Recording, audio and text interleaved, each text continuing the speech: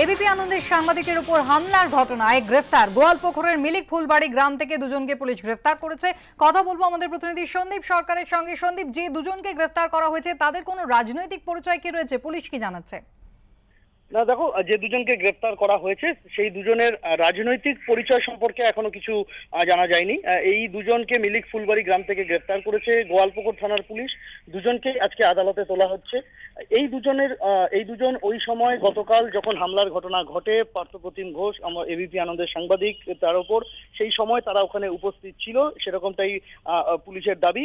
রাতভর তল্লাশি চালিয়ে এই দুজনকে গ্রেফতার করা হয়েছে। আজকে তাদের আদালতে পেশ করা হচ্ছে। একজনের নাম এজাজ, আরেকজনের নাম আলম। এখনো পর্যন্ত সেরকমটাই আমরা জানতে পেরেছি। এই দুজনের বিরুদ্ধে মারধর, জোর করে আটকানো, ভাঙচুর করা, হুমকি দেওয়া সহ একাধিক ধারায় মামলা রুজু করেছে গোয়ালপুকুর থানার পুলিশ। ধন্যবাদ সন্দীপ।